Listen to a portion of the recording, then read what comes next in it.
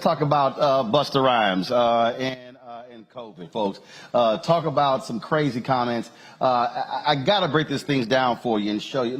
Y'all just play what the hell he said before an audience. It's just stupid comments. Go. Once COVID could suck a dick. We outside. All these little weird-ass government policies and mandates suck a dick. Stop trying to take our civil liberties away. Feels good to be back outside. We outside for real. It's called the God-given right of freedom, right? No human being is supposed to tell you you can't even breathe freely. Fuck your mask. I'm saying. Some of y'all might feel differently, but fuck your mask. I can't rhyme to you with a mask on. We can't eat food with a fucking mask on.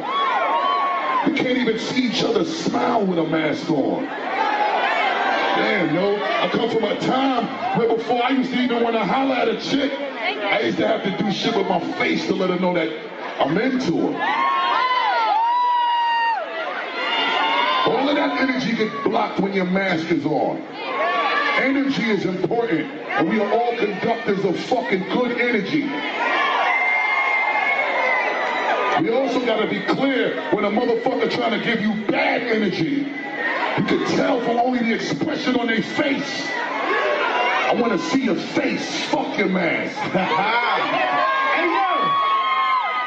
I'm sorry I got a little political and shit. I miss my people. We gotta talk.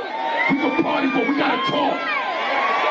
We gotta communicate. We gotta establish new understandings. Fuck that. I ain't going through that shit again. And make sure y'all prepared too. If anything came out of this motherfucker, was a lot of learning. I done learned so much shit in this little time off. Thank you for the one thing that came good out of this fucking shutdown. I have become more empowered. And this energy right here is unfuckwittable. They can't fuck with us when we together like this. That's right. All right. So we have had to deal with a litany of damn entertainers giving us their clueless and uninformed, uneducated, utterly ridiculous, nonsensical, asinine, ass backwards perspectives on COVID. Let me try to be as clear as possible. This shit is pissing me off. Because what we are witnessing are people who have significant platforms, who sound about as dumb as Donald Trump about injecting bleach and sunlight into your body, and it's gonna come out of your body. Busta Rhymes, you are a rapper. You are a successful rapper. You are one of the best rappers. But you don't know shit about science or medicine. Do I respect your rap game? Yes. When I saw you at the NBA All-Star game in Houston and you dapped me up and you said respect OG, same to you. But on this topic, you don't know what the hell you talking about. And so when you stand in front of audiences, stand in front of black people and say these absolutely ridiculous things, and we're having to deal with people who are dying, who are literally dying, who are in ICUs right now, and you talk about fuck mask? What the hell are you talking about? So here's what I'm going to do. I did this with Kanye, and I'm going to do this right now with you, Busta. I'm about to show you, Busta, what we call a Roland Martin Unfiltered deconstruction. So, cue it up, and when I tell you to stop it, stop it. Hit play. In the last 15 fucking months, COVID could suck a dick. All these little weird-ass government policies and mandates suck a dick. Stop. They're trying to take our civil... Stop. Come back to me. Listen. He just said all these weird-ass government policies. Buster, you have traveled overseas. You have traveled to the motherland. When you traveled to the motherland, you had to get a series of shots or you could not have gone into that country. That's called government policy. You, Buster, took a series of shots or you could not have gone to elementary school. That's government policy. Press play. The liberties away. Feels good to be back outside. We outside for real.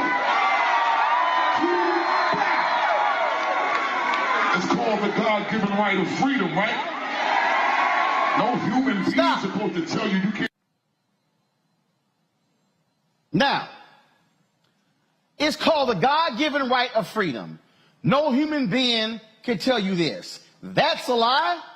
Buster, when you go into a restaurant, you have to put on a shirt. Otherwise, we gonna see your gut, your chest, your arms, your biceps. You gotta put on a pair of pants. You gotta put on shoes. You just can't walk into any place and dress however the hell you want to do. You abide by that. You were on that stage last night. You didn't have any pants on? Will they let you walk on that stage with all of your God-given rights and freedom? Will they let you walk on that stage butt naked talking to the crowd? Nope. Press play. Can't even breathe freely. Fuck your mask. I'm saying. Some of y'all might feel differently, but fuck your mask. I can't rhyme to you with a mask on. We can't eat food with a fucking mask on. We can't even see each other smile with a mask on. Damn, Stop. yo, I come from... Stop. We can't eat with the mask on. The policy, Buster, is you can take your mask off to eat. I was on the airplane flying here to LA. The rules on the plane say, keep your mask on, except when you are drinking and except when you're eating. How hard is it to take your mask off, eat, put it back on? I can't see your smile with a mask on. Okay, let me further unpack that. Press play. My time, where before I used to even want to holler at a chick, I used to have to do shit with my face to let her know that I'm into her. All of that energy gets blocked when your mask is on. Energy is important, and we are all conductors of fucking good energy. Stop. Stop. He just said, when I see a sister and I want to holler at her, I'm showing my face. Energy is important. How we conduct energy. Buster, if your ass dead, you ain't got no energy. If you laid up in the hospital, intubated, ventilator, your ass ain't got no energy. So, which one you want? Dead, no energy, mask, energy. Which one you want? I mean, this really isn't hard. Busta, you working out, all buff. If somebody is smoking a cigarette in your face and they are blowing smoke in your face, are you going to say, wow, I like your energy? Your energy is wonderful. Your energy is great. You're going to say, hell no, put that damn cigarette out. Y'all might be asking, why am I so hot? Why am I so upset? Why am I so bothered? I am bothered because what we are seeing are individuals who have voice and platform, who are literally lying to people, who are leading them like lambs to the slaughter because they are so upset because, oh my God, I have to wear a mask. As if the whole damn world is going to end because you got to put a mask on. Now, here's what I find to be interesting. Oh my God, I can't even. Busta Rhymes, you did an interview with the Drink Champs and admitted that you almost died because of bad health habits. You the same Busta Rhymes who admitted you almost died as a result of bad health habits.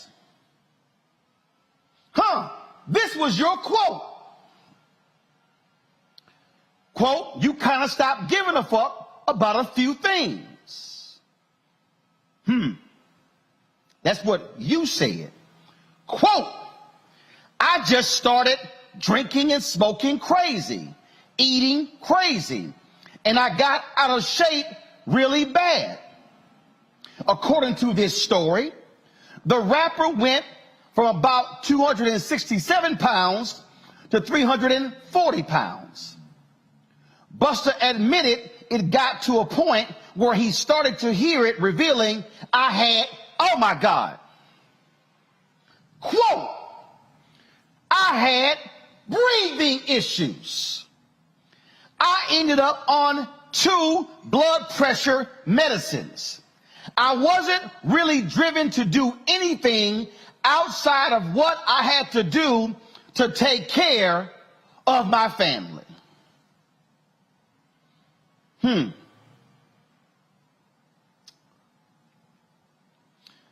You said, Busta,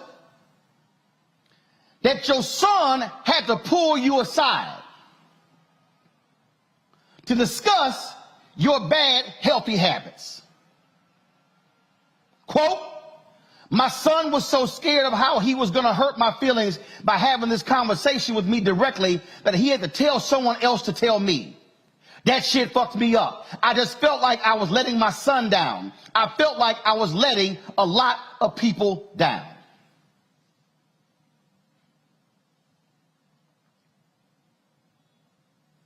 Busta revealed, quote, from his doctor, your polyops grew so big that it blocked 90% of your breathing passage, and if I send you home tonight and you sleep under the AC and catch a cold, and that last 10% of breathing, of your breathing passage gets blocked up, you are going to die tonight.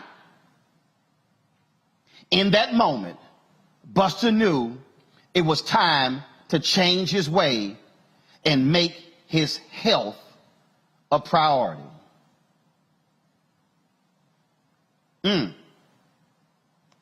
Busta, do you zoom? Henry, come on, zoom in. I can't for some reason my iPad, matter of fact, no, I got it. Let me just do this right here. Do y'all see my Instagram? Do y'all see my phone?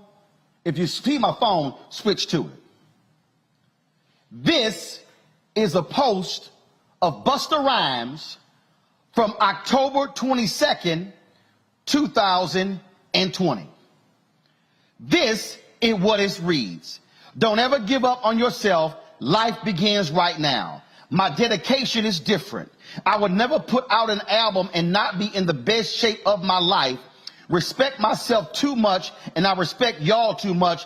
I'm only here to inspire. Busta, that's you right there. That's your gut right there. But then you got into shape.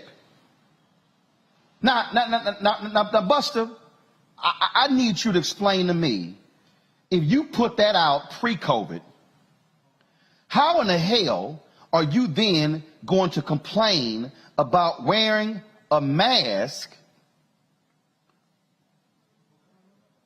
when you admitted you previously had breathing problems? See, this is what we call the desire to be truthful to your audience, not lead them astray, not run them amok. But I gotta go ahead and say this. Busta, do I need to remind you? You put out an album, and this is the album cover. Yo, this is how crazy this stuff is. Yo, this is the album cover of a Busta album. The album is called Extinction Level Event 2. The Wrath of God. Let me repeat that. It's called Extinction Level 2. The Wrath of God. This is the album cover. A man wearing a mask. So, but Busta, you put this out. You called it Extinction Level 2. Sounds to me like God was actually trying to send you a message, Busta, to remind you of what you did, because what you are doing right now, Busta, is you, by virtue of that rant, you are actually leading people to be extinct. And maybe, Busta, since you want to talk about energy, maybe you might need to realize that if you call it the wrath of God, then shouldn't godly people listen to the godly doctors and scientists who are trying to save people? That's what you might want to do. Folks, back to that Roland Unfiltered video in just one moment.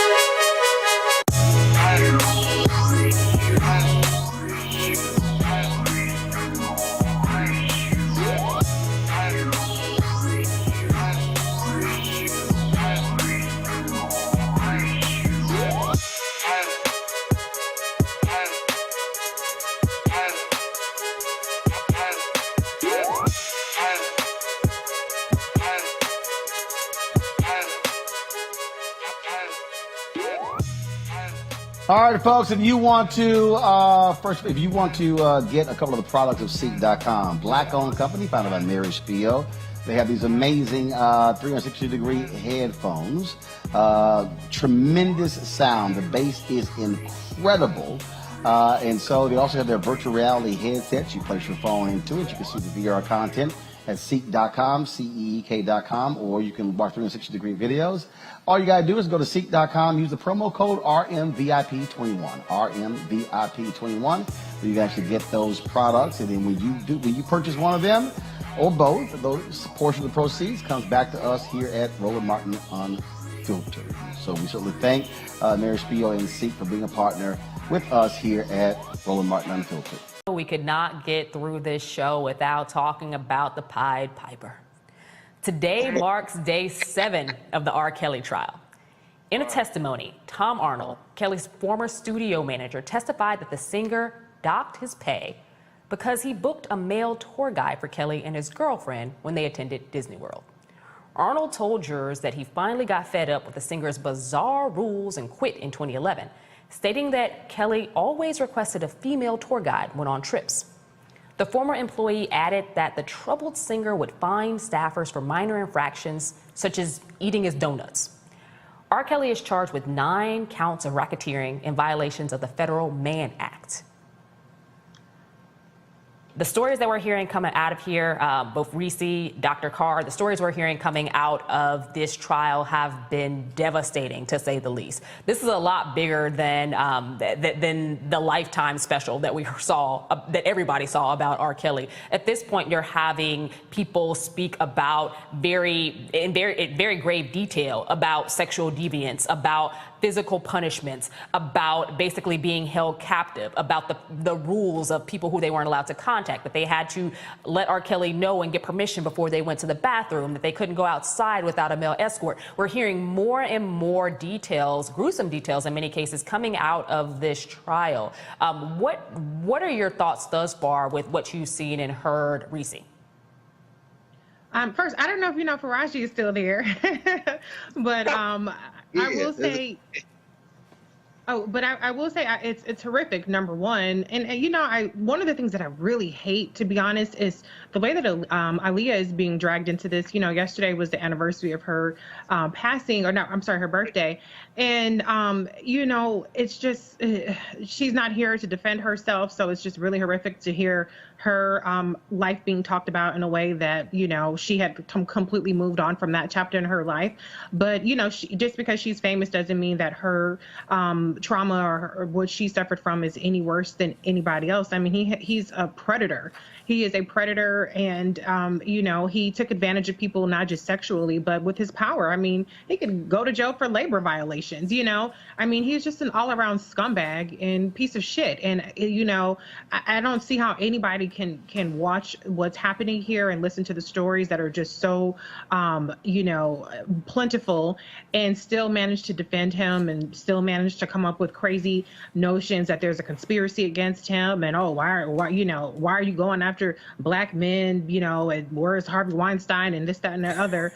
You know, he needs to be held accountable for his atrocities that he has conducted over and over again. And it's actually amazing that he isn't on trial for even more crimes. I think he's getting off quite easy with what he is alleged to have done.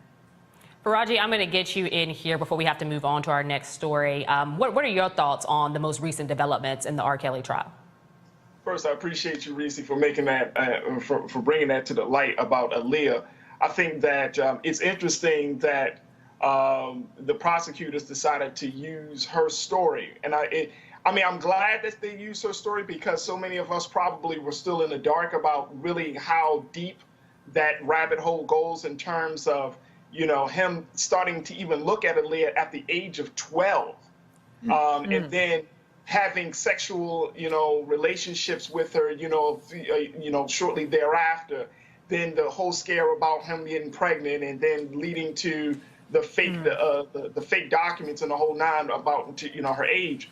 And I mean, when you get to it, and I'm with Reese 1000%, absolutely sickening. I mean, folks, when you read, when I read the account of the testimony from what they classified as Jane Doe number 5, I believe, which is Azriel McClary, who was a part of that that historic conversation with Gayle King when they had that major interview, you know, and how she said she lied during that interview, how she even, you know, R. Kelly was in the room and had coughed a couple of times if he felt like the answers were a little bit too incriminating for him about him. I mean, when you read these details, there's no way in the world that you can have a conversation and still say, oh, he's a musical genius. I can separate him from the music. Well, you know, there's no way in the world that we can look at even the story of Aaliyah. And I'm with Reese 1000% on this. She's not here to even defend herself. We celebrated, or we acknowledged the 20-year death anniversary of our dear beloved sister. 20 years. She lost her, she was not here with us, and she can't defend herself. And I don't know, you know, it left a bad taste in my mouth that the prosecutors used her story in such a way that you didn't bring the parents in, you didn't bring any other close friends or relatives of Aaliyah into the conversation, onto the stand. But R. Kelly, folks, he deserves everything he gets. And if you sit there and tell me to this day that R. Kelly still should not get what he deserves because you don't think you're absolutely insane. Absolutely insane. I'm telling you, there's nothing else to it. You're just insane. Dr. Carr, I know you have predicted before how you thought that this trial was going to go. Has anything shocked you or changed your mind in terms of believing that R. Kelly just might get off? No. It's a tragedy. It's a tragedy. I mean, you know, first of all, there's no moral standard in this country, just like there's no moral standard in Western civilization. And the rich hide their crimes. There was a president of the United States caught on tape saying, I moved on her like a bitch. You can grab them by the P word. And he sat in the office and was elevated. This isn't defending R. Kelly at all. This is saying that the madness runs deep in the human spirit. And people who are looking for an excuse will find one. Now, it's more likely than not that he will be convicted. And as we know, he's not just facing a New York court. He's got charges in several states. And as we just heard from everyone, these witnesses, I mean, no human can hear that and not be moved. But the deep thing about this, I think, is that when we look in the mirror, when it's just us, we have to confront the fact that somewhere in every human being, there's something in our spirit, in our psyche, that must make us wonder, what kind of society do we live in? And do we really know the people we're talking to? Do we really know who we're dealing with? Because somebody, look, any lawyer will tell you, I just need one in the box. I don't need to convince all the jury. I just need enough to get the guy off. What are the odds? What are the odds? We just got to wait and see, y'all. At least that's what I think.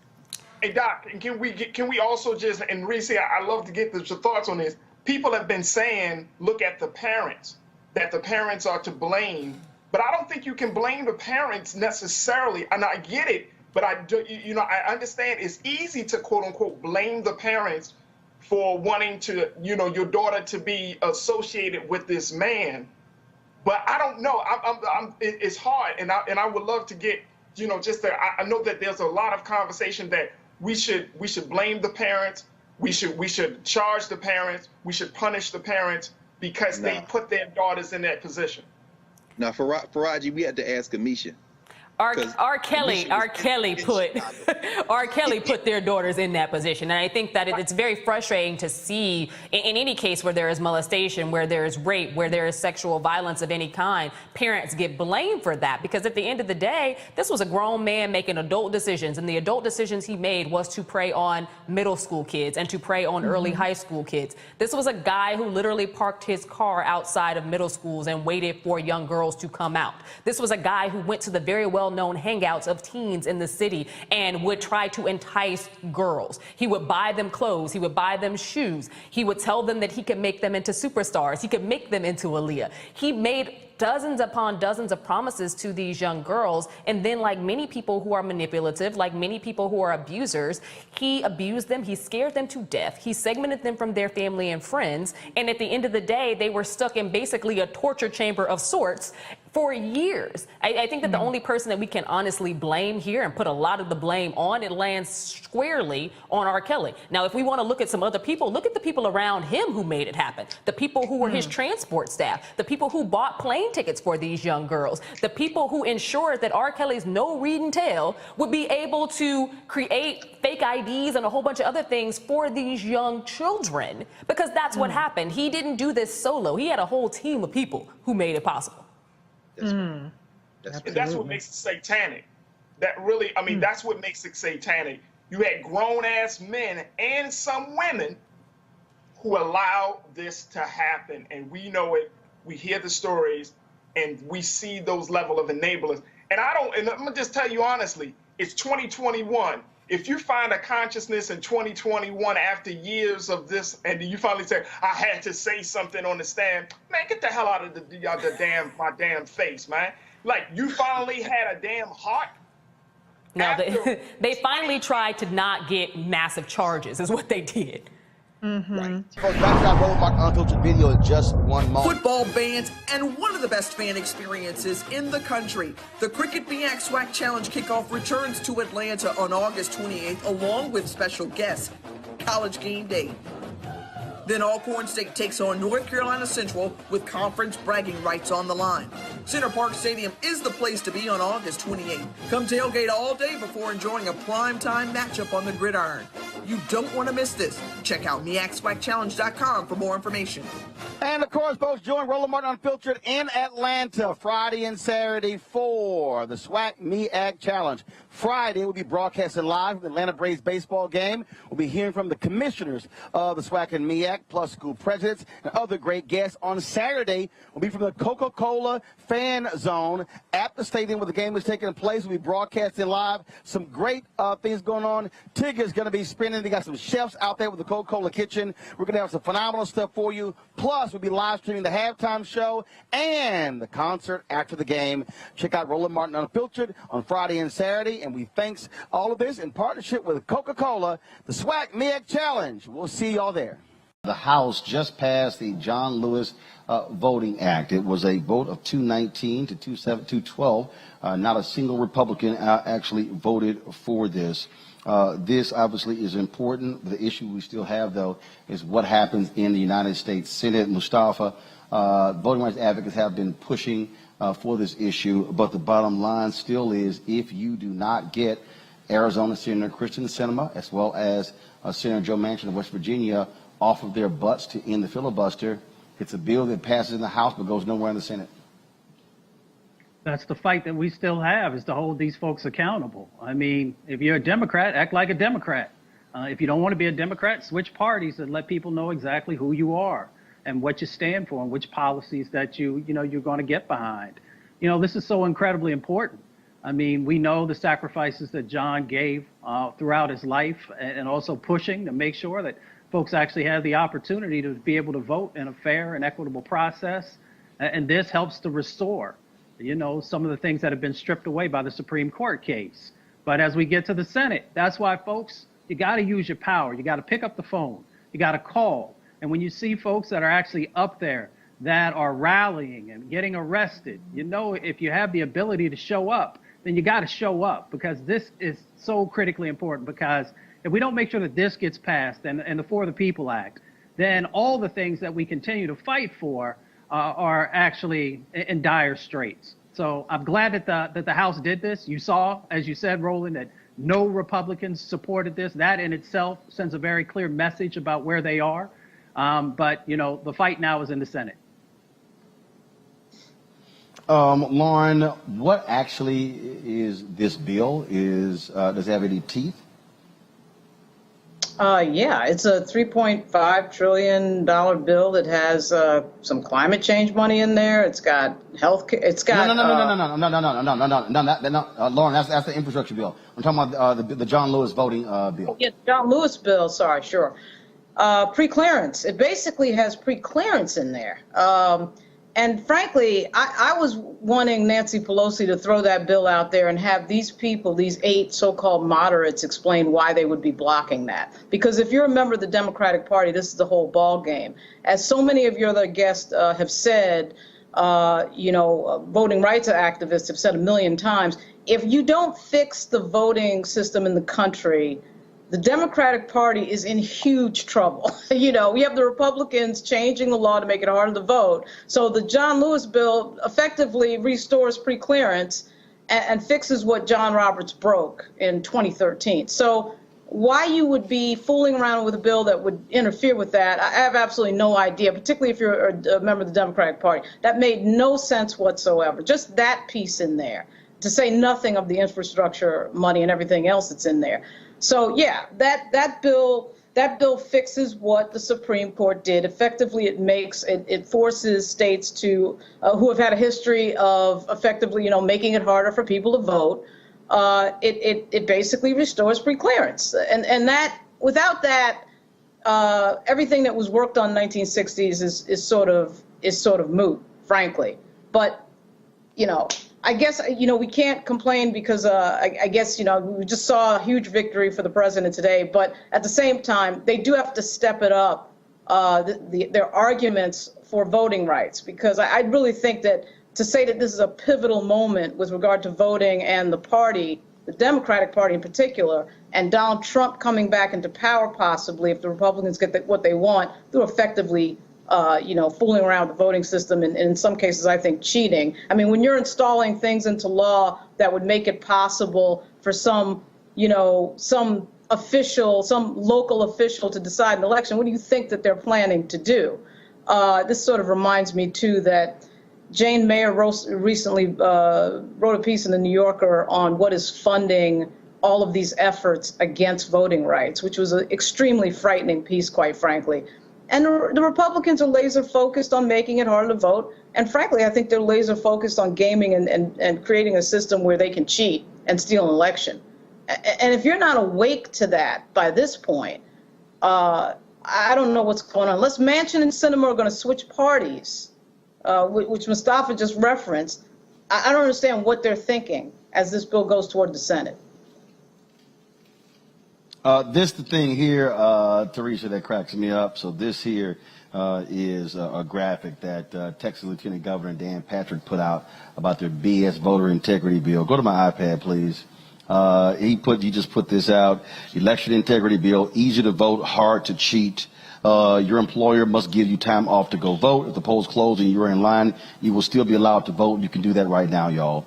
55 Texas counties will be required to have longer voting hours. Saturday and Sunday voting hours will be increased. Of course, what they did not tell you is that how they want to take away the drop boxes. They want to stop Harris County for allowing 24-hour voting. They also don't like curbside voting, and there are other restrictions they have. Texas is already the hardest place to vote in the country. And so nice, cute attempt by Dan Patrick to lie to the public, Teresa. Yeah, I thought it was a very strategic 3-point plan without the other 10 facets that the people really needed to have a full analysis of the situation. Listen, I think the bottom line was the same thing Mustafa and Lauren already stated. Voter suppression is still here. Again, the Senate kind of needs to get in line. But Biden made it very clear when he was here in Philadelphia that there needs to be a clear path on both sides. And I think that could potentially happen, but it has to be, again, with the right advocacy and the right leaders that say they represent the Democratic Party. Folks, back to our Roland Mark Unfiltered video in just one moment.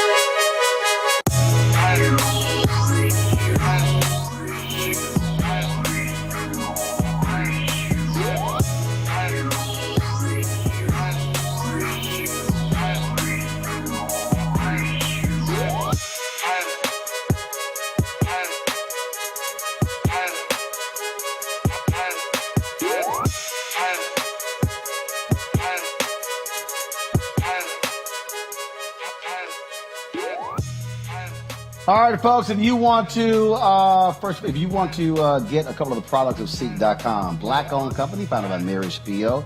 They have these amazing 360-degree headphones, tremendous sound. The bass is incredible. And so they also have their virtual reality headsets. You place your phone into it. You can see the VR content. at seek.com, seek.com, or you can watch 360-degree videos.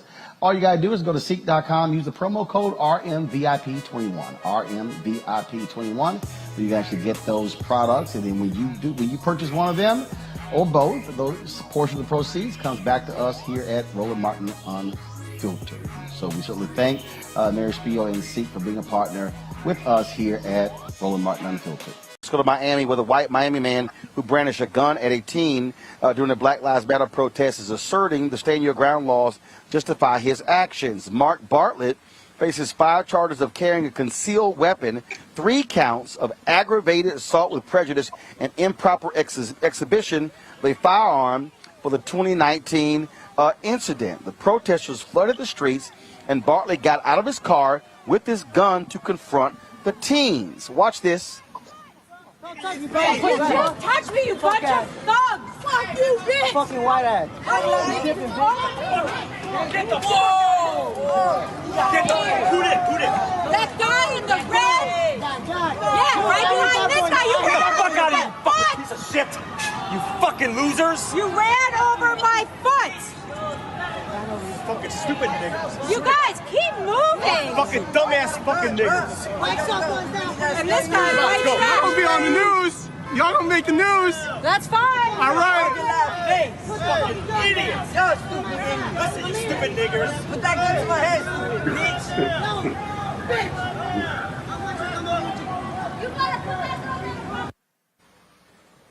Well, of course, you saw that where Bartlett was yelling racial slurs. Bartlett's attorney says that his use of force is justified. Kelly, you jump your ass out your car with your gun, yell racial slurs to confront me if there's a block in the street, and that's justified? Is he law enforcement or is he George Zimmerman? I mean, it sounds about white to me.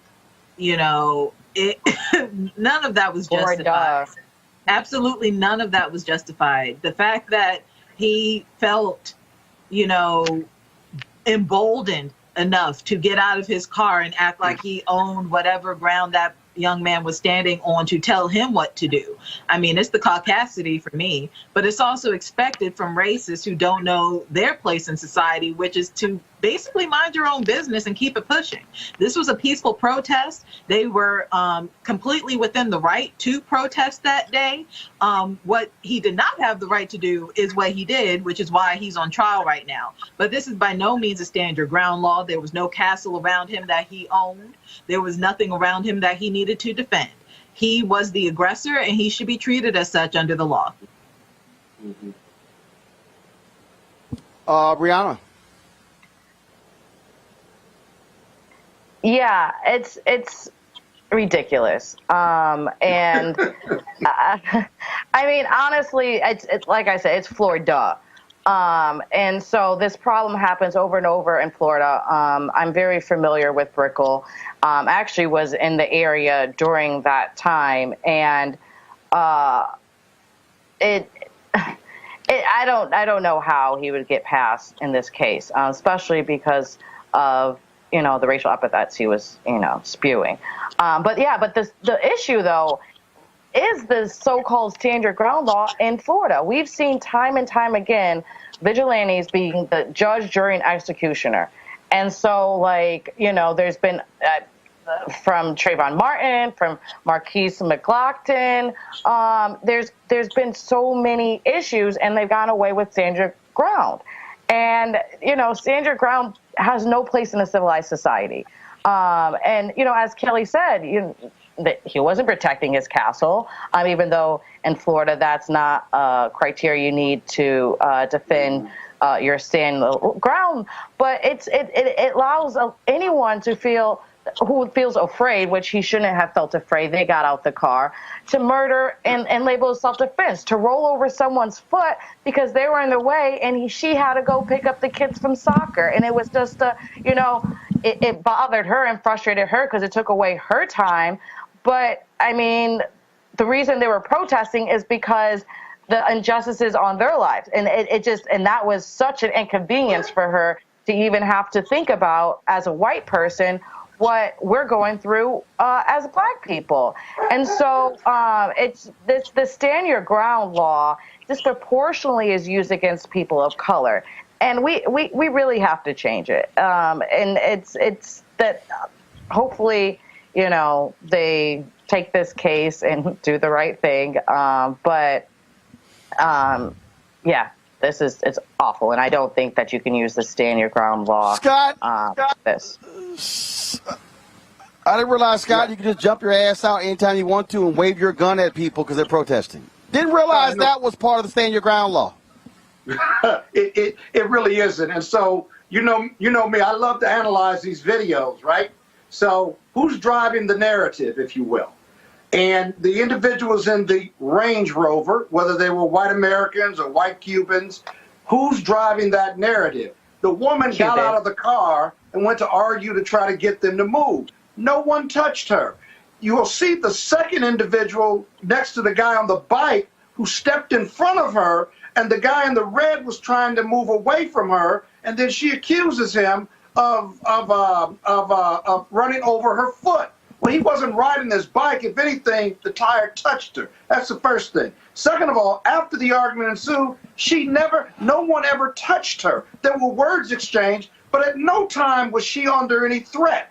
Look at what happens there. They're arguing, but these young kids who were labeled thugs and N-words never touched her, right? They were in a peaceful protest. She's driving that narrative. And then the husband or boyfriend comes out with his gun with several people around, which is reckless endangerment, and he says, who did it? Who ran over your foot? Now, secondly, no one else is armed right now. No one has a stick or a knife, nor are they showing it, right? And so he's walking around cursing and using racial epithets, and he's got a 9mm in his hand as if he's under threat.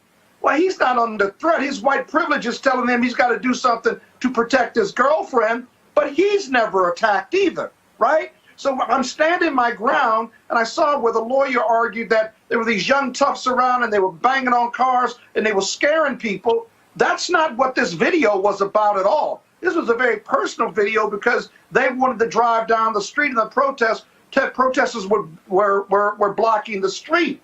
And so, you know, there's a liberal view, a wideband view of stand your ground, but this isn't it. In fact, the protesters were standing their ground and they were unarmed, nor did they ever touch any one of those, that man or that woman. That's going to be a hard defense. And the government's argument, or not the government, but the defense lawyers' argument was trying to convince the judge to allow that defense.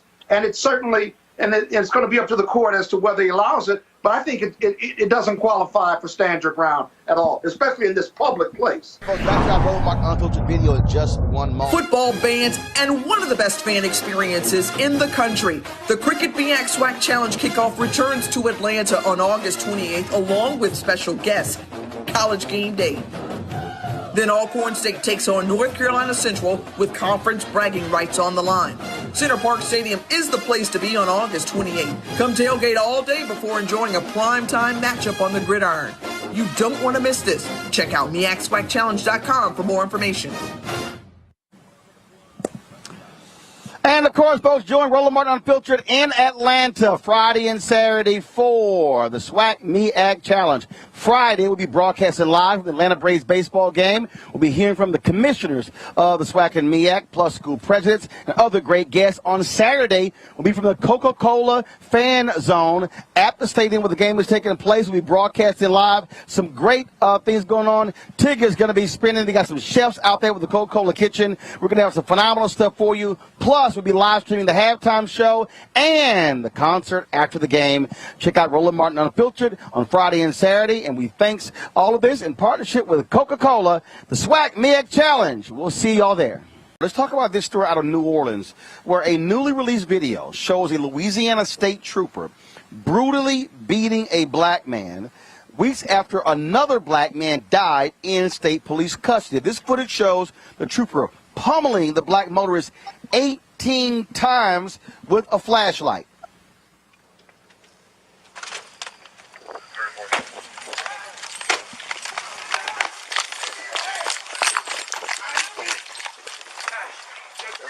Go. Hold on. Hang tight. I haven't done nothing. Give us your hand.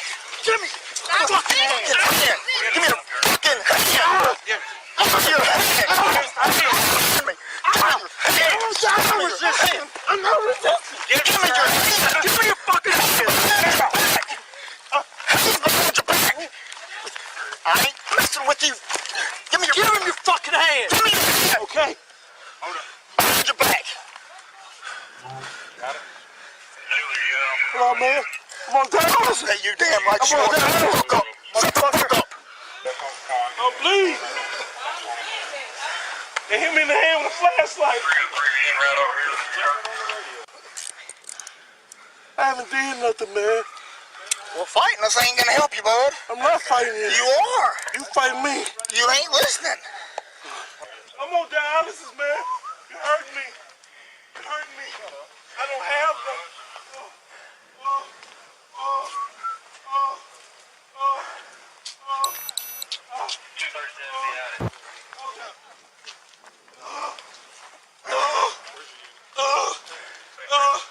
I haven't did nothing. So sad. Who stopped that?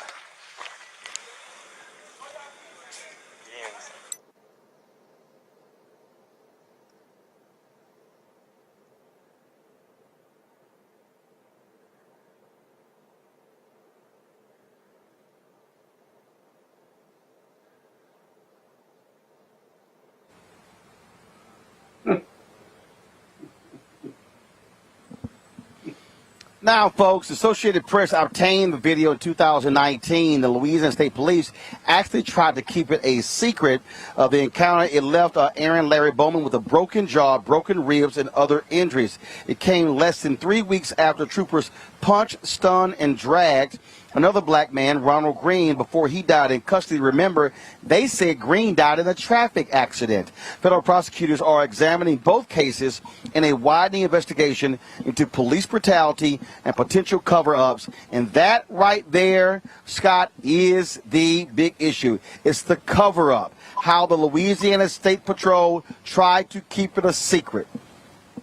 Well, that comes from the top, and that's culture. Now, you and I have broken down these videos to the point where we're so tired of breaking them down. But I'll say it one more time and try to be as brief as possible. If you look at that video, right, when the police put you on the ground and say, put your hands behind you, it is anti-physics for you to do so if you've got 3 or 4 people with your knee on your back and you're beating the shit out of me with a flashlight, trying to get me to comply with putting my arms behind my back. It is not possible. And so the police here are using deadly force to force compliance with a simple order of putting your hands behind your back. How am I going to put my hands behind my back if you're beating me with a blunt instrument and you're breaking my jaw, you're breaking my ribs? How can I put my hands behind my back when I'm physically incapable of, because of the physical abuse I'm taking with a deadly blunt force object? That's the first thing. And so it's impossible. But again, it's against the law. It's against the law to use deadly force to force compliance with a simple police order. Thirdly, he was unarmed, right? He wasn't fighting back. He was reacting to getting beat, right? And the police didn't care. Eventually, they got his hands behind his back and they arrested him, but they damn near beat him to death. And you could see on the police officers' faces, they seemed to feel that they had accomplished this. It's fundamentally wrong in our training to believe you can use deadly force because a defendant or an arrestee is not cooperating. It's just so practical that that's just wrong and fundamentally bad training. And then the cover-up comes because leadership knows that they failed in the training, and this state police officer, who, by the way, this was not his arrest. He was just in the area. He stopped by to help, and then he started using a flashlight that had sharp objects at the end of the flashlight, according to the report. And so just really ugly. And you're right, the cover-up is almost worse than the bad conduct, but both are just unacceptable behavior. And that's why you see police chiefs who aren't doing their job at the top being fired across this country. But for 2 years, they held on to this evidence has dissipated, witness memories have dissipated, and so whether he gets charged or prosecuted, you got to hope that the evidence and the witnesses and their memories are still in lock and step, because otherwise the feds will have a problem proving this case. It's an awful video. One of the worst ones you and I have reviewed over the last 2 or 3 years on this show. And Kelly, this is why we consistently see the problems with these police departments, and they keep lying about it, and they want to cover it up. This is why you got to have federal intervention, and why you got to come down hard on these police thugs. And that's exactly what they are. They are thugs. Like when I read in the article saying that the trooper defended his actions, his assault against this man as pain compliance, I mean, that just left the most sickening feeling in my stomach, meaning that you force somebody to comply using pain and you think that is okay. Like Scott said everything that needed to be said as far as this is just impractical training. It is immoral training. And it just does not make sense. It does not make sense from any perspective why this officer did that, but for his covertly and frankly, it's overtly racist bias towards this man. And I've said on your show before, just arrest me like I'm white. If you don't know how to act, if you don't know how to act as a police officer and govern yourself accordingly as law enforcement, just put your white feet in my shoes. Just arrest me like I'm white. Would you do this to you? No? Great. Don't do it. Yeah, but you know, Roland, they don't see Hold, Scott. Brianna, more to say. Oh, okay. Well, goddamn it, you got to hold it. I got more to say now. Now, don't start with me today. I've been good. Shut your ass up. Shut your ass up, and then you can talk until after Brianna get done. Now, sit your ass back and be quiet. Monique not here. Robert not here. So you think your ass gonna get their time? No. Brianna, go. Okay, I will this time. You go right ahead, Brianna. She don't need your damn permission to go. I told her to go. Scott, be quiet. Brianna, go ahead.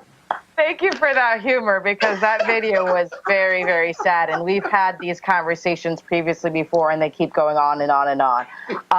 New polls say that the rate at which Black Americans are being killed by police at this point is twice as high as the rate for white Americans. And it's totally unacceptable. It's no secret that this police brutality is a national crisis at this point, and it's disproportionately affecting us as Black people. And, you know, that's why leaders like Senator Warnock and Barbara Lee are leading this fight for the George Floyd Justice and Policing Act. And this act would outlaw no-knock warrants, which we've seen with Breonna Taylor, ban chokeholds, prohibit racial profiling, require the use of body cameras, limit the amount of military-grade weaponry that is used by the police. I mean, this will do so much more, but we really need to take out the military part of the police. And so it's important to pass the bill. And it's no surprise, as we've talked previously on this show, earlier on in this, just this one, that Republicans in Congress are fighting tooth and nail to destroy it. And they want to protect the police officers when they see fit. And so, but it's putting millions of our lives at risk, and everything's on the line, and there needs to be drastic change at this point. Video in just one moment. Football bands and one of the best fan experiences in the country. The Cricket BX SWAC Challenge kickoff returns to Atlanta on August 28th, along with special guests, College Game Day. Then Alcorn State takes on North Carolina Central with conference bragging rights on the line. Center Park Stadium is the place to be on August 28th. Come tailgate all day before enjoying a primetime matchup on the gridiron. You don't want to miss this. Check out MEACSWACChallenge.com for more information. And course, folks, join Roland Unfiltered in Atlanta Friday and Saturday for the SWAC MEAC Challenge. Friday, we'll be broadcasting live from the Atlanta Braves baseball game. We'll be hearing from the commissioners of the SWAC and MEAC, plus school presidents and other great guests. On Saturday, we'll be from the Coca-Cola fan zone at the stadium where the game is taking place. We'll be broadcasting live. Some great things going on. Tigger's going to be spinning. They got some chefs out there with the Coca-Cola kitchen. We're going to have some phenomenal stuff for you. Plus, we'll be live streaming the halftime show and the concert after the game. Check out Roland Martin Unfiltered on Friday and Saturday. And we thanks all of this in partnership with Coca-Cola, the SWAC MEAC Challenge. We'll see y'all there. Let me bring in my guest right now because I need them to weigh in on this. And Busta, if you are watching this video, I want you to hear. This is Dr. Christy McDowell. She is a microbiologist and CEO and founder of Baby Scientist Inc. She is not a rapper. She is a microbiologist, a trained scientist who went to school, and the bars that she is about to drop, Buster, deals with science and COVID. We'll also join Buster by Dr. Joseph L. Graves Jr., professor of biological sciences at North Carolina A&T University. The bars that he is going to drop, Buster, will explain to you the Delta variant and why masks matter in stopping the transmission. And then we have Dr. Alexia Gaffney, MD, an infectious disease specialist, who, Buster, is going to drop some bars to explain to you, somebody who had breathing difficulties, what it's like when you get COVID and what it does to your precious lungs that was your God-given freedom that God gave to you when you were born. So let me start first with you, Dr. McDowell. When you hear entertainers who have become Google physicians make statements like this publicly, that then spreads across the world, explain why it makes your job harder in trying to convince folks not to play games with COVID. Good evening, Roland. Thanks for having me. You know, it angers me as well, and it vexes my soul when I hear entertainers and other people who have mass followings say ignorant things such as Busta Rhymes. And I was telling my students today about wearing a mask and getting vaccinated. Think about it. You know, I'm not a gambler, but when I do go to the casino and I lose a little money, I'm upset, $20, $40. But think about it. If you don't get the vaccine, you're gambling with your life. There's no way to leave with a tear and sad, and maybe you can borrow some money, but you cannot borrow another life. Okay? And masks protect you from spreading it as well as getting it from someone else. And Busta said, COVID can suck his genitalia. Well, let me tell you what's going to suck something if you don't get the vaccine. That virus. It's going to suck the oxygen out of your body to the point where the cells in your lungs are destroyed you won't have the amount of oxygen that your body needs to oxygenate your blood, which in turn oxygenates your other organs in your body, which in turn allows you to live. So if you don't have the oxygen to oxygenate your blood and your organs, what's going to happen? They will eventually shut down. And I read today, one of the doctors from Alabama, she got real candid with the people. She said, if you get on the ventilator, you won't come off. I mean, it's as real as it gets. You're gambling with your life. You want to live, you want to die. You make the choice. It's that crucial.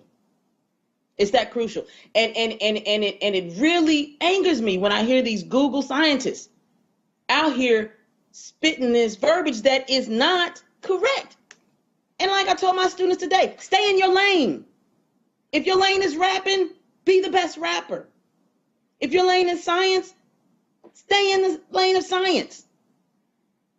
But don't be out here trying to do the job of someone else that you are not educated to do. And that's what I want to impart. I want to go to Dr. Joseph Graves. Dr. Graves, we've had you on since last year. And you explained to people last year that if they did not wear masks, did not social distance, did not get vaccinated, that we are going to see these variants take place. And then you said if they continue to do it, it's going to get deadlier and deadlier and deadlier. And so when you, what would you say to Busta Rhymes after listening to what he articulated that has now gotten millions of views across this country? Roland, it's one thing to do stupid things that put your own life at risk. And certainly, I don't have the right to tell Busta Rhymes how to live. It is an entirely another thing when you take a public platform and you use your celebrity to get up there to tell other people that it's okay in the middle of the deadliest pandemic since 1918. Those people who die because they listened to his video are going to be on his soul. And he's going to have to answer to God for his actions, the things that he said in public, the irresponsible behavior. And one thing I wanted to say, so people understand just how dangerous COVID is. I was in a very high-level meeting at noon today where scientists that I know and respect were calculating how many virus particles it takes to establish a COVID infection in an individual. Turns out it takes only 3. Now, why does wearing a mask help? Because it reduces the number of viruses that get to you. The more viruses that get to you, the higher the likelihood that at least 3 of them can end up establishing an infection in your body. So people who think that they can go around and they can ignore the safety precautions, they're doing just as the last speaker described. They're gambling with their lives and the lives of their loved ones and even people they don't know. And that's not freedom, that's a license. And you do not have a license to take other people's lives because of your own stupidity. Dr. Gaffney, we are seeing, and we have seen, how black people have been adversely impacted by COVID-19. In a moment, I'm going to talk to Butch Graves, CEO of Black Enterprise. The federal government has failed to ensure that adequate dollars are coming to black-owned media for us to be able to educate our people. Talk about what we have witnessed from the beginning of COVID and how black people have been more adversely impacted by COVID than anybody else. Yeah. So Black people entering into American healthcare systems are more likely to receive disparate healthcare than our white counterparts. We are more likely to be taken care of in healthcare systems that are underfunded, under-resourced, don't have access to experimental therapies, which, you know, for anybody who does not yet know, when you enter into a hospital setting for COVID-19 infection, the therapies that you get are considered experimental. They're emergency use authorized, right? So for everybody who's running around screaming they're not getting a vaccination because the vaccine's not FDA approved or because the vaccines are experimental and they don't want to get experimented on, you know, it's the same guidance that we have for the treatments that we're using for COVID-19 infections. So let's just get that out of the way. We as a people, we're more likely to be overweight or obese for cultural reasons, for socioeconomic reasons, because of living in food deserts and things like that. We are more likely to have the comorbid conditions that increase our risk to be hospitalized and to die of COVID-19. High blood pressure, diabetes, asthma. We live in areas of the country where the air quality is poorer, and that has contributed to adverse outcomes from COVID-19. So while our white counterparts were in hospitals where when they went on the ventilator and died at rates of 15 and 20% on the high end, when Black folks and brown folks and indigenous folks went into the hospital in the earliest parts of the COVID-19 pandemic, they died at rates as high as 88%, okay?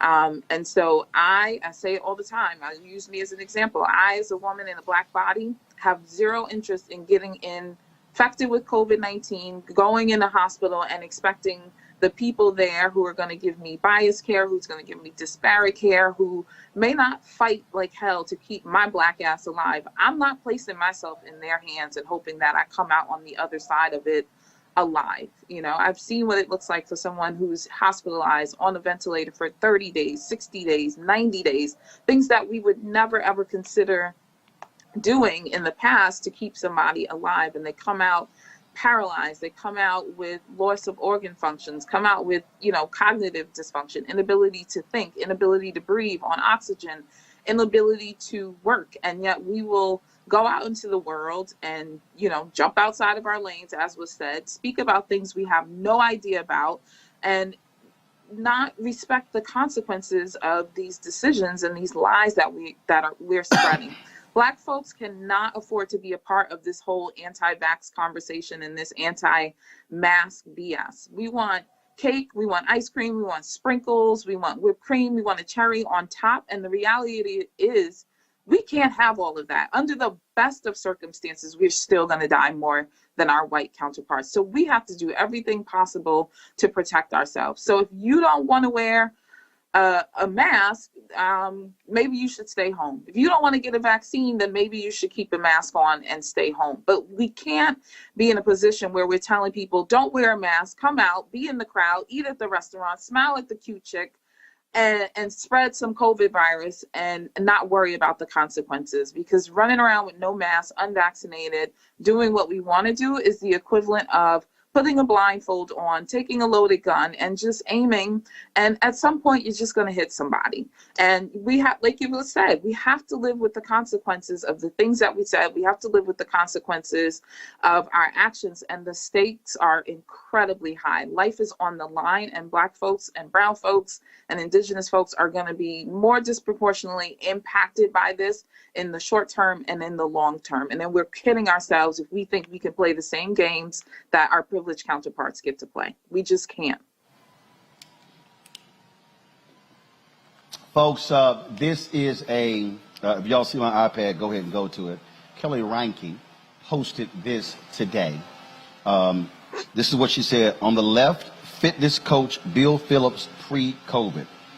On the right, 70 pounds lighter, barely surviving COVID-19 after deciding not to get the vaccine. He's getting discharged from St. Anthony Hospital on Wednesday with a new outlook on life and the shot. This is how he looked before COVID and how he looked on the right after COVID. That right there explains what we're dealing with. He lived, but trust me, he is not going to have the same quality of life that he had before. I want to thank our 3 doctors and scientists for coming on. I want it, and we're going to keep doing this, because what I am not going to do is I am not going to cede any ground to Busta Rhymes, to Tank, to anybody else who puts stuff out there. Sure, you may not have millions who watch this show and who watch this video, but there's no way in hell I'm going to be given a platform and not use it for the good of black people and allow this nonsense into young black people who listen to rappers. Y'all better understand, if your ass gets sick and die from COVID, Busta Rhymes will not be paying your funeral bills. That's right. That's right. Folks, I appreciate it. Thanks a lot. Yes, go ahead. I just want to go ahead. Encourage all of the people, if you do get sick and you find yourself in the hospital, please ask for the drug remdesivir, the monoclonal antibody. Ask for an infusion of that drug. They don't give it to people that look like us. And I had a friend who I told to ask for it, and the nurse was really surprised that she knew about it. And she's like, how did you know about it? She said, because I have a friend that's a scientist. So I want everyone else out there, if you have a loved one who is sick, tell them to ask for that monoclonal antibody infusion. It will save their life. All right, folks. Again, I appreciate it. Thank you for your expertise and your knowledge. And that's why we're going to keep putting, again, our black experts out here so our people can hear from actual experts. We appreciate it. Thanks a lot. Folks, back to that Roland Martin Unfiltered video in just one moment.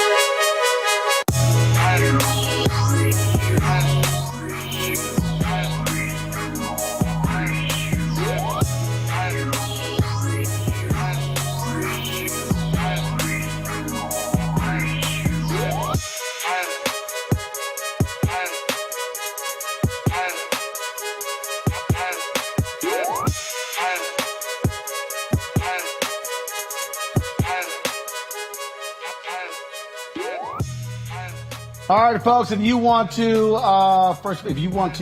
get a couple of the products of Seek.com, black-owned company founded by Mary Spio.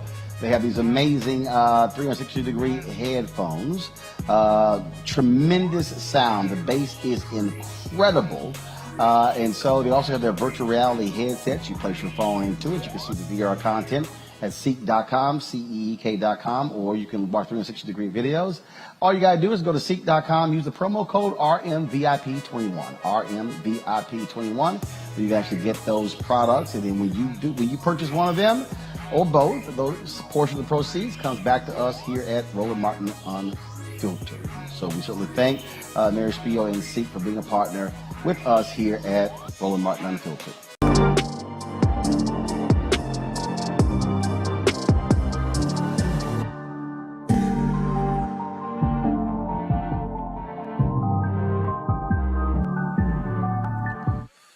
Yeah, we all know how wild and crazy the last year of Donald Trump's presidency was, but folks, it was even nuttier than you think. Philip Rucker and Carol Leone have break it all down in their book, I Alone Can Fix It, Donald J. Trump's catastrophic final year. I had an opportunity to sit with both of them to talk about the craziness that took place in the roller coaster this country went on in 2020. Here's our conversation. All right, let's get right into it. Carol and Philip, I got to tell you, reading I Alone Can Fix It, I'm sitting there as somebody who lived through it, who was there in Cleveland when he gave that speech, when he gave that line, and I'm reading this book and I'm going, I knew it was nuts, but this is really crazy. What this nation went through over the last 4 years with Donald Trump sitting in the Oval Office. You said a mouthful there, Roland. I'm not sure your question, but that's exactly how Phil and I felt reporting this book. You know, we were covering it in real time too. We were thinking we were doing a pretty decent job of writing about this for the Washington Post and for the public in 2020. But it turned out when we did the deeper excavation, it was so much more crazy, dangerous, and sort of spine chilling, bone chilling to walk through it again with some of the people that had been pretty silent about how frightened they were about Donald Trump's impulses, his idea of governing, and his quest to maintain his grip on power. You know, human lives really be damned. You know, Philip, it was just, again, just reading the first 100 pages, it was just one after another. And when I think back to just the first month of the presidency, I remember everybody was going, is this what it's going to be like for the next 4 years? And the answer was yes. Yeah, I think that's right. You know, we all experienced as Americans following the news and covering the news, the chaos, right? The daily and hourly news cycles of one crisis after another, after another, after another. And what Carol and I tried to do with this book, just as we did with our first book, A Very Stable Genius, is kind of hit pause and go back and take readers behind the scenes and let people really see what was going on in real time and in real life. It's so much more dangerous and chaotic and harrowing than we could see in public at the time. But when you sit down with those officials and really recount for the benefit of history what was going on, what the president was saying, what ideas he was proposing, what almost happened that didn't happen because some servant, public servant stood in the way, you start to realize that this country really was on the brink of changing, of our democracy falling. And the thing that really, I think that really jumps out, I mean, y'all detail in, really the beginning of the book, this obviously the pandemic, COVID-19. And if he had probably done a decent job, re-election would have been easy. I mean, so even with all the other stuff, all the other reporting, all the other things that went besides the pandemic, his base was so solid, the Republicans were so solid behind him, folks would have been perfectly fine with him getting another 4 years. I think that couldn't be truer. I think that's exactly what was sort of fated to happen, was for him to have a second term. The economy was doing great. He was chugging along. Even if the economy took a hit from the pandemic, he was viewed as the defender for such a large portion of America, and Republicans were in lockstep with him. But exactly what you said, Roland, is what the Attorney General, who we all thought was completely beholden and loyal to Donald Trump, it's exactly what Bill Barr said to the president in a very sort of prescient warning in the spring of 2020. He said this chaos surrounding COVID, people are scared. They actually know some people who are sick, and they're watching these news conferences where you give these ideas of bleach injection, or you fight with your aides about whether or not masks should happen. This chaotic way you're dealing with COVID is going to cost you the election. He said he had a foreshadowing, as he told Trump, that he was going to lose just the way George H.W. Bush lost in '92 when Barr was his attorney general. And he couldn't have been more right. It did center so much on the fear around COVID and whether or not the president really knew how to handle or had the toolkit for a crisis. Philip, Peter Russell was a deputy press secretary for Vice President George H.W. Bush. And Peter was one of my professors at Texas A&M University. And one of the things that he said to me was, he said, Roland, the interesting thing is that the thing that people most like about you, meaning he was speaking of anybody, is the same thing people don't like. And folks, people who supported Donald Trump, black male voters, others, Trump is going to do what he says and mean what he says, and he doesn't give an inch. And both of you right when Anthony Fauci said that is a failing, let's admit it. Failing was not a word Trump was going to let stand. Here was somebody who was so hell-bent on, I'm not going to give an inch, I'm not going to admit failure, I'm not going to say we screwed up, I'm not going to apologize. Even when this man flirted with death with COVID, it was still, I'm going to play tough, take my mask off, when he was up there clearly laboring, with his breath. And that was the thing that really just jumped out. He could not, in any circumstance, show any level of compassion or concern for what was happening to the rest of Americans. And that's what cost him the election. That's what caused people to say, you know what, this guy's got to go. Yeah, I think you're onto something there, Roland, and that's a smart point about Trump's sort of inability and refusal, really, to admit failure of any kind in any circumstance. And I think what's at the heart of it is that he viewed governing as a public relations campaign. Governing was a branding exercise for Trump. He's been a salesman his whole life, whether he's selling real estate or reality television programs or his own political campaign. And when he became president, that toolkit, that kind of salesman's toolkit of bragging and bluster and bullying just didn't work when he faced a real crisis in the coronavirus. I mean, lives were at stake, and his inability to manage that crisis, and also his inability to tell the truth to the American people, to level with folks about the severity of the threat, and to show any sort of compassion or empathy for those who were losing their lives. Taken together, it had deadly consequences for the country, and I think you're absolutely right. That's the reason why, in the end, he lost re-election and was denied that second term. Carol, you have covered Washington, D.C. You understand power. You understand politics. You understand what happens when you no longer have power. In your reporting, were the two of you even shocked at how Republican Party leaders, up and down, simply did not have a moral compass, did not have, I'm using my words, obviously, a moral compass, principle or values, who said, you know what, doesn't matter. He said he's Republican.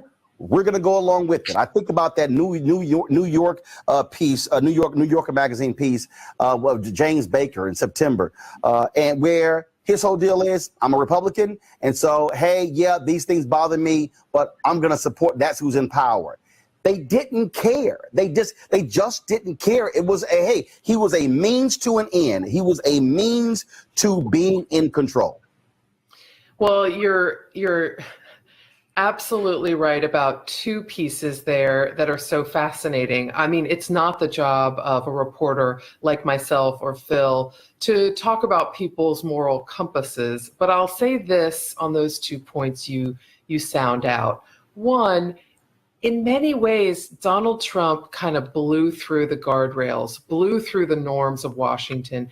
Law didn't matter, politeness didn't matter, partisanship that was nitty gritty and dirty didn't matter. You know, the basic benefit of the country. When you're governing, when you're a servant in the people's house, you're supposed to care about what happens to the people. That didn't matter either. And what Republicans in the legislature learned was, you know what? Donald Trump didn't pay any price for behaving that way. In fact, all he did was gain more steam and gain more power. You're right about COVID, right? That took him off the rails because people were frightened. And it looked so insane every day on that newsstand where he was giving the press conferences and none of it made sense. But Republicans learned a lesson just as Donald Trump was learning a lesson. There wasn't a political cost to behaving the way he did, to breaking the law, as prosecutors found in the Mueller probe, because he wasn't indicted, he wasn't charged, he couldn't be as a sitting president. And they learned that his vote base was loyal. His voter base was there for him, whether he enacted the policies he promised, whether he told the truth or not, whether he did anything of value for them. As long as he was on a soapbox saying he defended them and he cared about them and he cared about the America they believed in, whatever amorphous thing that was, those voters were with him. So that's a powerful lesson if you're trying to keep your job as a Republican in Congress, because you know you don't have to pay a price for how you behave, and you need the votes that Donald Trump, even after the presidency, still controls, still shepherds. And Philo, I think we saw that when Donald Trump attacked Senator John McCain about being a prisoner of war. And again, conventional wisdom, oh my God, how dare you? All the people who so-called love veterans and love the flag and revered Senator John McCain, people said, whatever the hell, that's all fine. And that to me, in real time, I was warning people, folks, if he's able to get away with that, you can forget about any of the norms. And I think it was this constant deal in the media. Okay, have we reached bottom? I don't think there was ever a bottom with a Donald Trump presidency. I don't think that even now, even with all the claims of him saying, the election was stolen, there is no bottom. When someone doesn't care, they don't care. Yeah, I think that's right. I think Trump has proven over these years that at least when it comes to him in politics, there is no bottom. And I'm glad you brought up that McCain example. I was there in 2015 in Iowa at the family leader event where Trump made those comments about McCain. And I remember watching it and looking at the other reporters who were sitting around the table with me. And we all thought, oh boy, he really stepped in it. This is going to be the end for Trump's nascent presidential campaign. And sure enough, he didn't lose a single voter over it. And it was a remarkable show of his kind of Teflon quality within the Republican Party. And it just speaks to the fact that so many of his voters were making moral calculations. They decided to look past his transgressions, look past the nasty, petty attacks, look past the Access Hollywood video, grab women by the you-know-what, all because they thought he was fighting for him and because they thought they'd benefit from some of his policies, like his tax cuts. They could, somehow get rich, or the rich people could stay rich because of it. And they made these sacrifices, these kind of character trades, if it were. And that's how he ended up getting elected. And I think that's how he thought he was going to get reelected. And it's how he thinks today he might get back into the White House when he runs in 2024, which he seems to be intending to do. Carol, a lot of media people really got caught up in the economic anxiety storyline. I was one of the people who was saying, y'all, this thing is white fear. My book comes out in the first quarter next year, because in 2009, there was a poll and it asked, are you optimistic about the future of America? And every group except white Americans, majority said yes. September 2016, question was asked, are you optimistic about the future of America economically for the next 10 years? Every group except white Americans, a majority. And when you listen to Trump supporters and Republican supporters, and then you saw the actions, and then you heard what they were saying, even now when you look at this whole brouhaha over critical race theory, which frankly no one even really knows about, so it's not even that big of a deal. I think what Donald Trump did was bring together all of these political forces that we have witnessed over the last 40, 50 years, the Southern strategy, this whole angst, Midwest white working class. Oh, they forgot about you. Oh, it was before it was the blacks in the 80s. Now it's the illegal immigrants. That was his whole deal with Trump. And so we're sort of now sitting in this space where we are moving towards becoming a nation, majority of people of color. And where he and the Republican Party sit is really at a place of, are they going to be the party, frankly, of white America or a diverse America? Just your thoughts and your reporting and look at these last 4 years about that thesis. I think it's a really smart point to hit on. Now, I'm wary of one thing. Donald Trump's supporters can't be summarized as one monolithic element. But right. But I like the two pieces you're describing. For example, we have found in our reporting that there is an overwhelming number of white America, especially white male America and white working class America, that feels looked down upon, feels left behind. The economic winds are not blowing their way. They may be the first generation in their communities to see their children do less well than they did. And that is causing quite a bit of angst and anger, fear and anger. And what Donald Trump was able to do, as I remember, Don McGahn, White House counsel, he went to see Donald Trump campaign. And in our last book, we report about how electrifying he found Donald Trump on the stump. He didn't think this mogul guy from New York, this real estate developer, was going to have any appeal to working class white Americans, but he had an amazing connection with them. But here's the other unpleasant part of that connection. While he taps into their anger and their fear about how America's changing, which really means how they're not doing as well as they once were or how they expected to do, he amps up the volume on their fear and their anger. Over the 4 years of his presidency, we heard him say things along, and especially in 2020, you think you're safe and well. Joe Biden's going to bring Antifa to your suburbs and your communities. What else is that code for? That is code for they're going to, that is just strictly code for, your white communities are going to be overrun by people of color and dangerous people, violent people. When he was campaigning in 2016 and when he was pushing his border wall in 2017, what was he amping up in terms of fear and anger? He was talking about Mexicans being rapists and killers that were streaming across the borders. Again, amping up that fear and anger, not trying to tap into it and address it, but just increase it so that he could use it for his own political gain. Now, there's another, again, in the non-monolithic piece, there are rich people who believe they're going to get richer by Donald Trump's presidency, and that no doubt benefited him throughout the 2016 campaign, and he believed it would carry him a great deal in 2020.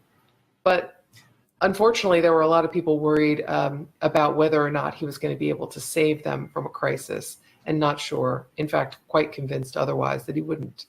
Philip, on the point that Carol just made there, I would often say that you had these three forces that were actually moving down the same path. You had your national security Republicans who believed in the military-industrial complex. Oh, he's just going to just throw billions at the military.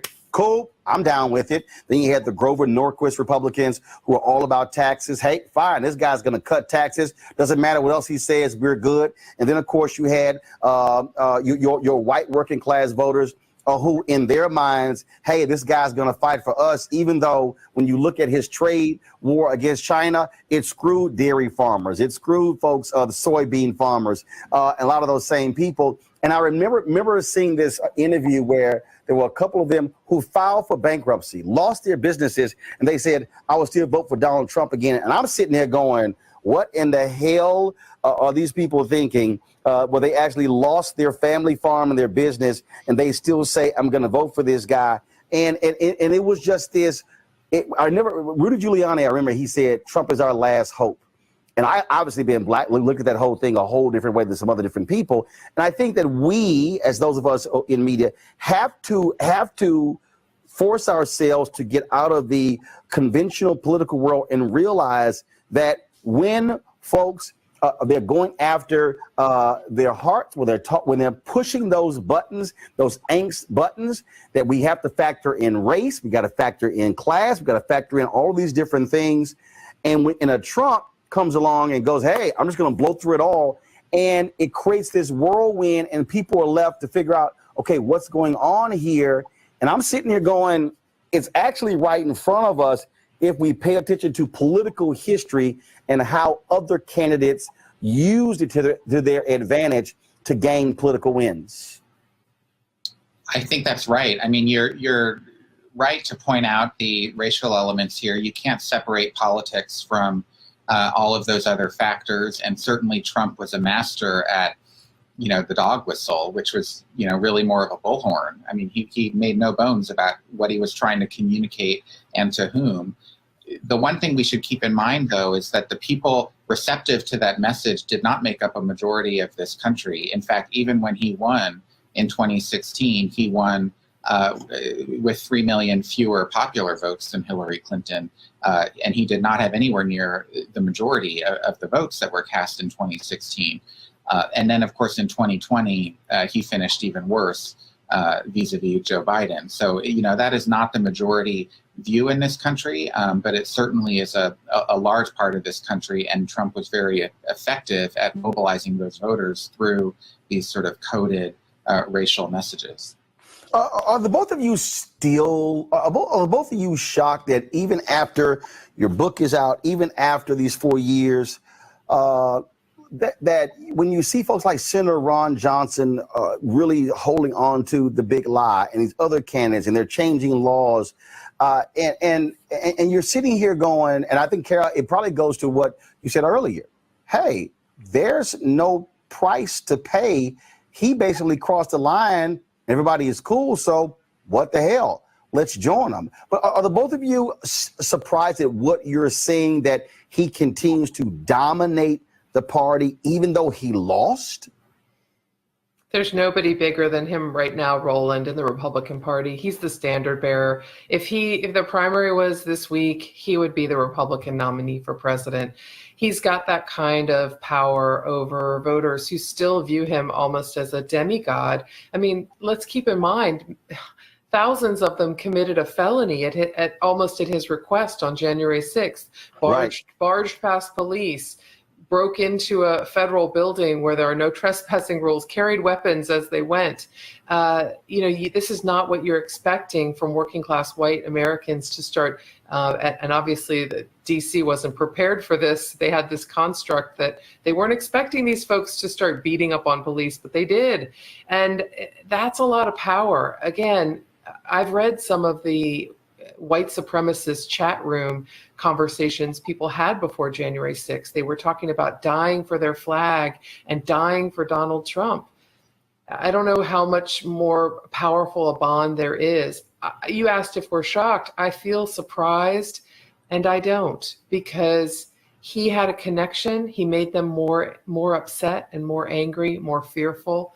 And that hold is going to be hard to break. The only way it's going to be broken is if the leaders of the Republican Party who represent some of these red states start speaking the truth about what actually happened, what happened on January 6th, what happened in the election. Stop whispering it to Donald Trump and start telling it to voters. Philip? I think that's right. I mean, the only thing that surprises me, frankly, is that it took until January 6th of 2021 for one of Donald Trump's political events to turn violent and deadly.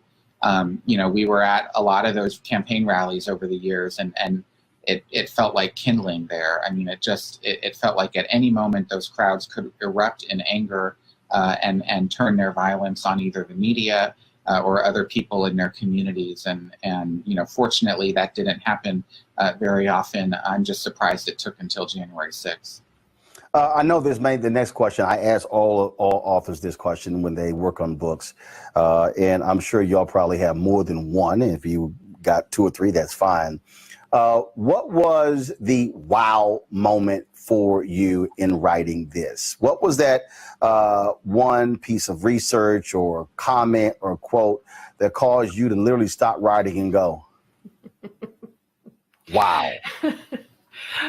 There were a lot. There were quite a few, Roland. I'm just going to try to keep it to two because Phil probably has quite a few as well.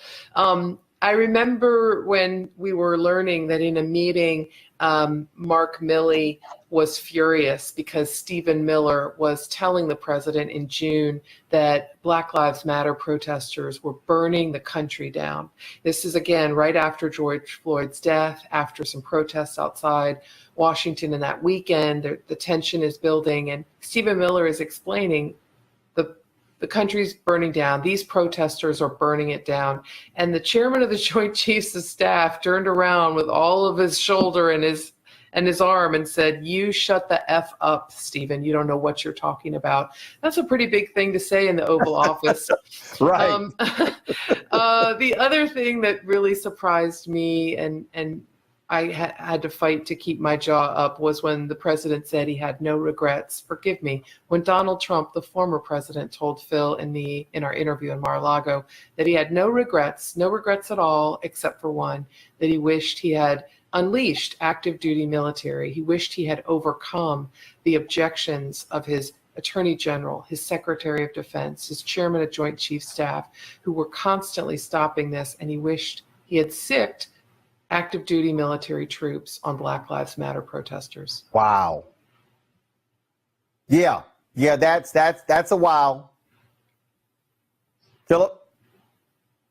I'll just add one because Carol hit a couple of them there, and I obviously agree with what she said, and she speaks for both of us. But one other that surprised us both was to learn that in the weeks after the November 3rd election, the chairman of the Joint Chiefs of Staff, General Mark Milley, who's the highest-ranking military officer in this country, a career public servant, a student of history, that he not only heard in Donald Trump's rhetoric parallels to Adolf Hitler, rising in power in Germany in the 1930s, but also feared that Trump would actually use the military, would issue an order as the commander-in-chief to try to execute a coup in order to stay in power despite having lost the election. That's how dangerous Trump was in the minds of the leaders of the military, and that's how close the country's democracy came to falling. It is an absolute fascinating and intriguing read to go through this. I think I read the first 100 pages probably within a few hours on one night, and I'm just sitting there just shaking my head, going, "My God, what in the world would have happened if we had to deal with another 4 years of this mayhem?" It is I alone can fix it. And I think the subhead is apropos. Donald J. Trump's catastrophic final year.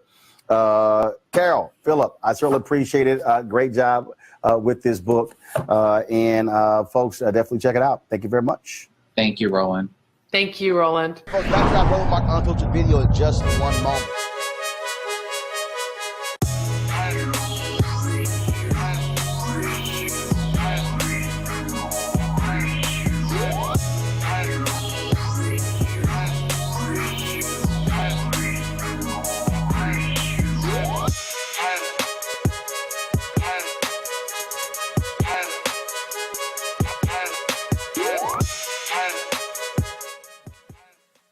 Seek.com is founded by Mary Spio, a sister. It is a virtual reality company where they have content on their site. Again, Seek.com. They also have their products. They're the 360-degree headphones. These headsets are amazing. Tremendous bass. You can use these headsets for gaming as well. Plus, they have their virtual reality headsets where you place your cell phone into the device to allow you to see that VR content, but also 360-degree video. If you want to get that headphone, get those headphones or the VR headset, all you got to do is use this promo code RMVIP21, RMVIP21. Go to Seek.com to get their products. When you support them, you support us because a portion of the proceeds come back to us at Roland Martin Unfiltered. In the R. Kelly trial, on day 3, Anthony Navarro, who worked for R. Kelly, testified the artist created an environment where he called all the shots. The former employee says that Kelly controlled whether visitors at the Chicago area mansion could leave or even order takeout food. The testimony bolstered the government's contention that R. Kelly controlled everything around him and created an environment where girls and women who entered the space faced strict rules that gave them little choice but to submit to the singer's sexual whims. Now, on yesterday, the doctor who treated R. Kelly for herpes said that he would often, that he allowed him to see him, but not necessarily treat him. In fact, that when he was initially called because R. Kelly was concerned that he had chlamydia, he tested negative for that, but he did test positive for herpes. Several of the women said that R. Kelly knowingly gave them herpes by having sex with them. The testimony for the doctor was quite graphic. He talked about how R. Kelly would call him with lesions, first suggesting that, they'd happen because he wore leather pants without underwear. No, it's not what happened. It was actually him having a sexually transmitted disease. The doctor said, though, that R. Kelly never paid him, but he did fly the doctor and his wife all around the country to various concerts. What we are seeing in this trial, Brittany, is a lot more than what we saw in his first trial a number of years ago in Chicago. You actually have people, women, who are testifying against R. Kelly. This is not the only trial. It's what he faces cases in 2 other states, and so if a miracle happens and he gets off in this case, he still has to contend with the other cases. R. Kelly looks like the jig is up. 54 years old. He may be spending the rest of his life behind bars. Yeah, Roland, I wish we as a society, specifically our community as well, to protect Black victims, protect Black women, and hold our sexual and domestic abusers accountable. This man should have already been behind bars. We knew R. Kelly was a predator decades ago when they were on the corner selling the tape where he peed on that young child. And we ignored it because he had some hit songs, and we love to blame the victim. We love to tell our young girls who are children that they're fast instead of holding these old behind predator men like R. Kelly accountable for trying to flirt, sexually abuse, groom, and rape these young kids. So I hope that this is a wake-up call to our society, because it shouldn't even had to have gone on this long for us to stop victim blaming, because that's why it has gone on for so long. Stop asking women, well, what did you drink and what did you have on, instead of asking, because the only thing that causes a rapist to rape is being a rapist. And stop having society ask the victim, well, why didn't you leave? Ask the abuser why they're hitting someone, and really do what's right by these victims, because it's absolutely ridiculous. And this man should have been behind bars, but I do think it's inevitable. He's going to end up where he deserves to be. And again, and each day we're seeing quite graphic testimony in this trial, Kelly. Yeah, just something that you said really quickly. He actually tested negative for herpes and tested positive for something else, but he was being treated for herpes, and the doctor concluded based off of his reaction to the treatment that he had herpes, but he did test negative for it. I just wanted to clarify that. It's still all disgusting, but I just wanted to clarify. Either way, like Brittany said, this man needs to be under a jail cell. We knew that he was a predator before the tape. We knew he was a predator when he married Aaliyah, a 15-year-old. We knew when when the album that he made with Aaliyah started off with "Age Ain't Nothing But a Number." His handle or nickname was literally the Pied Piper. And if you don't know what a Pied Piper is, it's a older man who plays like some type of flute or piper, and that music lures children to this predator. And he embraced that moniker. We've known for a very long time that R. Kelly is gross. We've known for a very long time that R. Kelly is a child abuser. But the fact that there are still supporters of R. Kelly right now supporting him through this trial is absolutely disgusting to me. And the only question I have for them are, like, how do you hate yourself this much? How dissociated are you from reality to enable a predator of this magnitude? Because the facts have been out there. He has admitted in several occasions, interviews and the like, that he has an affinity for children. He's a disgusting man. And for you in 2021 to still support him and go so far as to think that, the system is against him and people are racist and people are, it's gross to me. He needs to be under a jail cell. And yeah. Let me say this here. First of all, the doctor had been treating R. Kelly since 1994. What he said is that he suspected he had genital herpes as early as 2000 because of the symptoms. The doctor testified there was a lab test that came back negative, but the doctor said the timing of the test is important, and the test itself can at times give false negative results. The doctor said, quote, "I did not conclude that he did not have herpes." McGrath testified in referring to his various medical records. He did say over a period of time that he was treated for herpes 5 times since 2000. That was what the doctor actually testified. Jason, when you look at this case, when you look at, again, the number of people testifying, what you did not have before, you had a lot of people who did not testify. In fact, in the previous case, the young girl that was seen in the video, first of all, people got to remember, R. Kelly was found not guilty because the jury could not ascertain the age of the girl in the video. But they forced a delay for so long. By the time that she actually testified, she was much older. And so therefore, they could not reconcile that. That's actually what happened in that particular case. This is different. You now actually have former employees testifying against him, women involved testifying against him. And so the prosecution has a lot more ammunition to target R. Kelly. Yeah, I think that the prosecution is probably going to have a pretty rock solid case.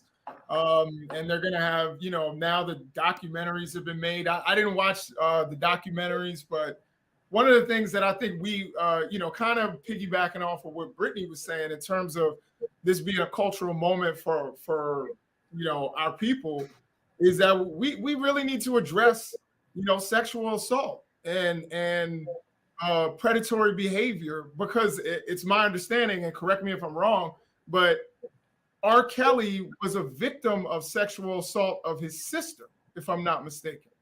And, I'm sure his sister was probably a victim of someone else. We've got to start to address these issues in our community to cut them off so that we don't have generations and generations of victims and people victimizing other people. R. Kelly is going to be where he deserves, I believe. And I was shocked that he got away with it in the 90s. And I was really shocked with some of the responses that would come on the radio when they would talk about it. People in our community, how they were blaming the victim. I think I read an interview with the victim where she blamed herself. I think that these are cultural, moments where we have to do some teaching and learn so that we don't actually keep this kind of thing going and looking the other way when it's happening. Because I knew people who said this was a well-known thing in Chicago, that R. Kelly would come by the high school, that they knew that he was, picking up girls at the high school when he was well over age. So this is something that we have to stop looking the other way. And hopefully this will be a teachable moment for the culture. It was actually R. Kelly's brother who said that the two of them were molested by their older sister. R. Kelly also had said that he was molested by a man when he was around 10 years old. Bottom line is, with all of that, where you're seeing, again, prosecutors lay out a very, very lengthy list of evidence in this case. And so we're going to be covering this even further. Let's go back to that Roland Martin Unfiltered video in just one moment. Football bands and one of the best fan experiences in the country. The Cricket BX SWAC Challenge kickoff returns to Atlanta on August 28th, along with special guests, College Game Day. Then Alcorn State takes on North Carolina Central with conference bragging rights on the line. Center Park Stadium is the place to be on August 28th. Come tailgate all day before enjoying a primetime matchup on the gridiron. You don't want to miss this. Check out MEACSWACchallenge.com for more information. Don't forget, folks, Roland Martin Unfiltered is going to be broadcasting live from Atlanta on Friday and Saturday. Friday will be at the Atlanta Braves Stadium, talking to the presidents of both universities, as well as officials with the SWAC and MEAC. Then on Saturday, we'll be at the Coca-Cola Fan Zone, broadcasting live from that particular afternoon. And then, of course, we'll be live streaming the halftime show and the concert taking place after the game. You can watch it at 7 p.m. Eastern on ESPN. And we appreciate it, in partnership with Coca-Cola, of making this happen. See you next week.